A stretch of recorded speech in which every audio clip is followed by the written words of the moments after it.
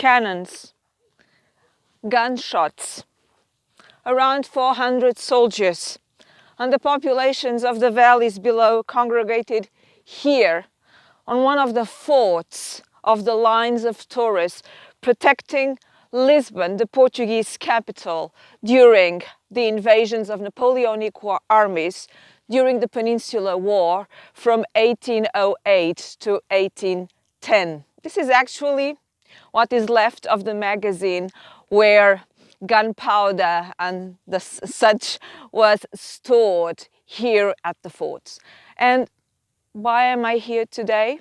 Well, hello everybody, I am Isabel Tallysha-Soares. Welcome to the book release of I From Nothing in the UK by Wrecking Ball Press, to whom I thank everybody for the fantastic work in bringing this book to light in its English edition.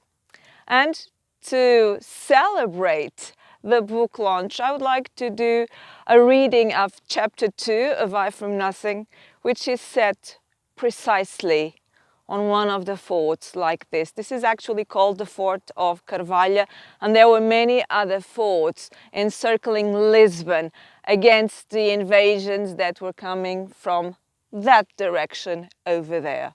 And of course there were also British armies coming in the opposite direction, some of which were commanded by Sir Arthur Wellesley, later the Duke of Wellington.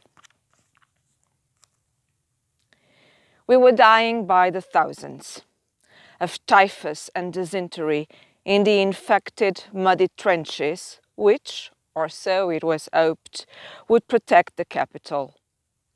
Soldiers and the humble people quartered in an amalgamated mass of filth and all vicious things that come to pass when hordes are cramped together. There was starvation and there was fear. Those who had left their houses and the lands of the ancient in search of sanctuary against the invaders did not know whether there would be a return home.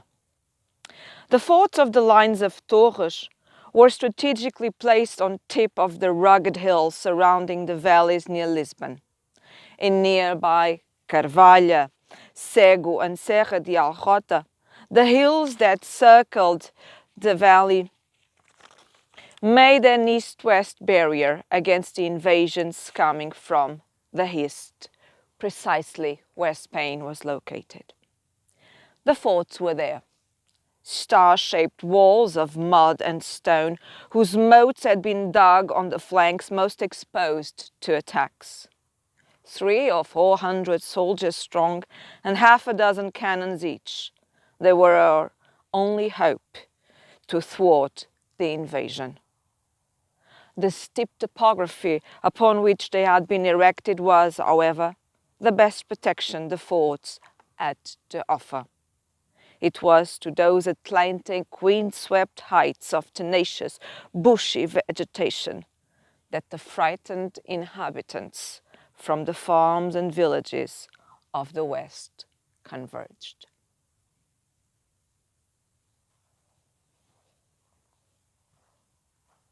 And this was an excerpt of chapter 2 of I From Nothing.